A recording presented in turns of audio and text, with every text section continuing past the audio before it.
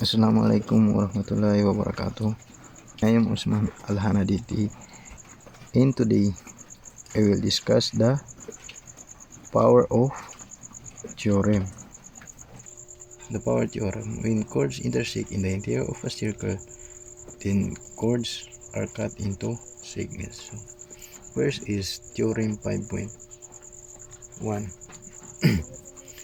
If two chords intersect in the interior of a circle, then the product of the lengths of the segments of one chord are equal the product of the lengths of the segment of the other chord. So ang sabi dun is,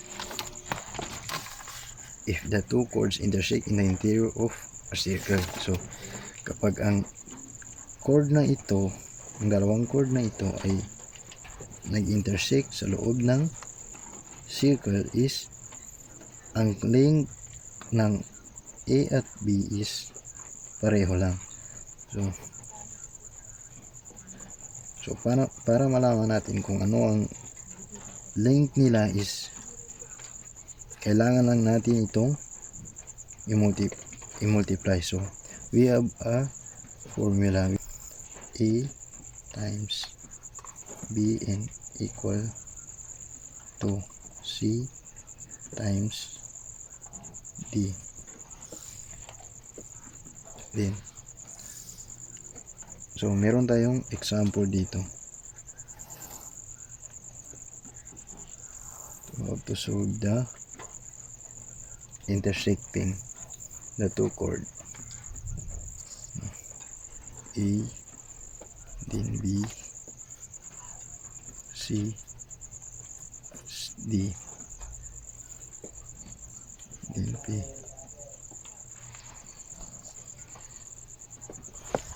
So example,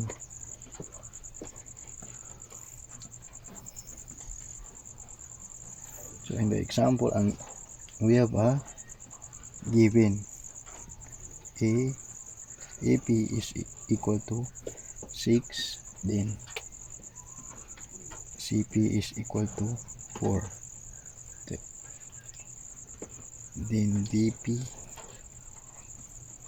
is equal to 9,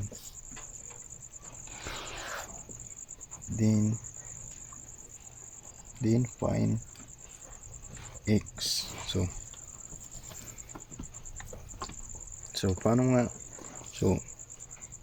paano nga natin mahanap yung X or ang length ng B?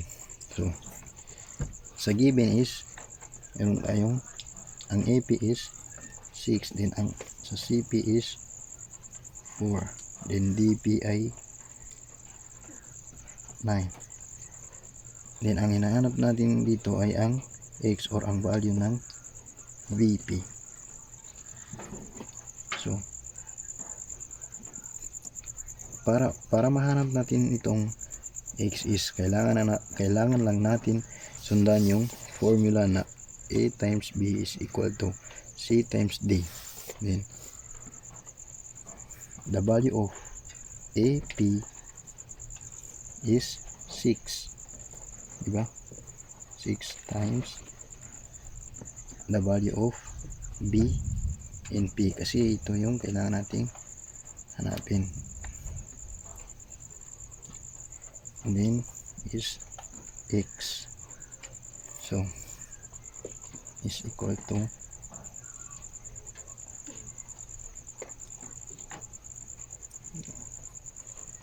BP.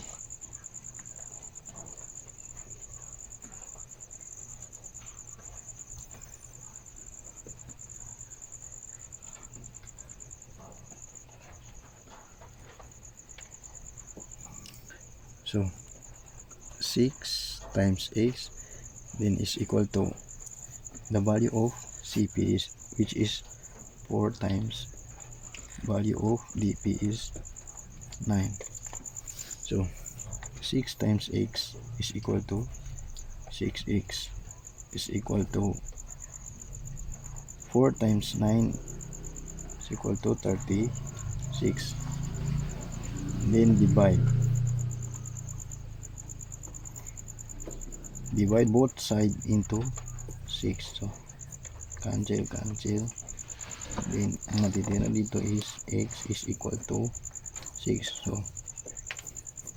the x is 6. Then next is theorem 6.5.2. If two secant intersect in the exterior of a circle, then the product of the lengths of one secant segment and its external part equals the product of the lengths of the other secant segment and its external part. So ang sabi dito is if two secant intersect in the exterior of the circle, then the product of the lengths of one secant segment and its external part equal the product of the lengths of the other secant segment and its external part. So this is the external part.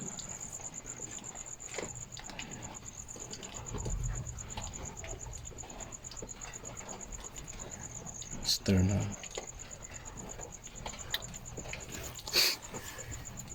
Then so ang sabi dito ay kapag daw i-multiply daw natin ang itong external part na ito sa equal nito is which is A times A plus B is pareho lang ang result ng nasa isang secant which is C times C plus D. So this is the formula of this part. A times A plus B is equal to C times C plus D. We have an example on this. So meron tayong example dito.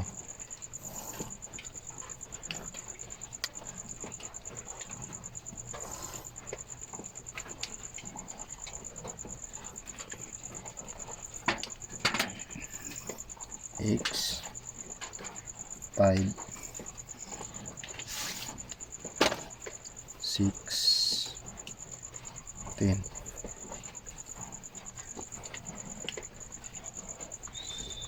So diba, in this part is ang B natin is itong X.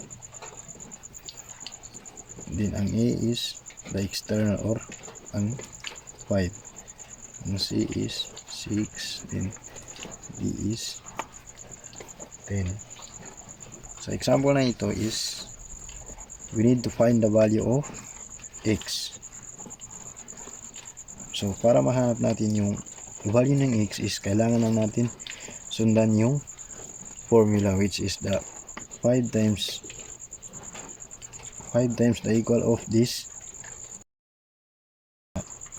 5 plus X then equal to C or the external 6 times the equal of this 6 plus 10 and 5 times 5 25. 5 times X is 5X equal to 6 times 6 36 plus 6 times 10 is 60. 5 plus 5x is equal to 96. Then 5x is equal to 71.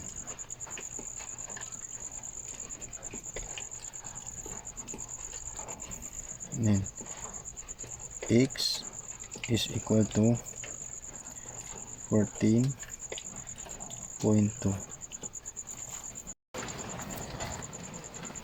Then now we proceed to the theorem 6.5.3.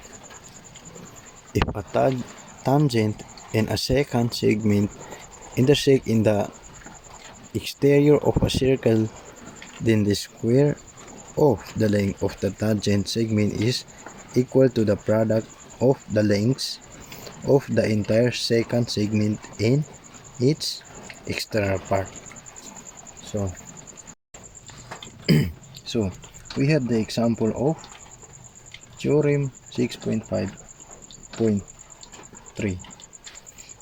In the figure below, the given is PD is equal to 16, then DC is equal to 12, then find PB.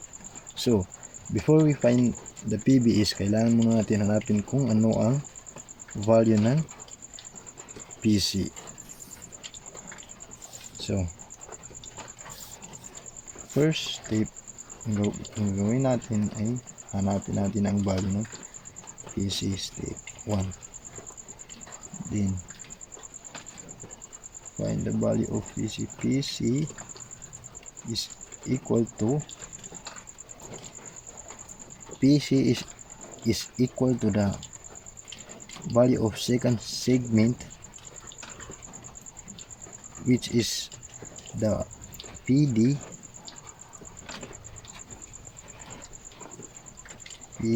time minus DC. So PC is equal to the value of PD is 16, the value of DC is 12, and PC is equal to 4, then PC is 4. So now hahanapin naman natin ang PB. Find PB. Step 2. Then, ang sabi dito is the square of the length of the tangent segment is equal to the product of the lengths of the entire second segment in its external part. Is the square of PB is equal to the product of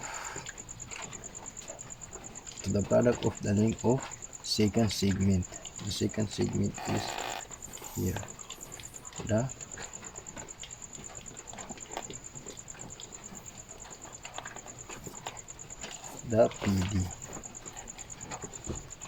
PD times the external part, which is the PC.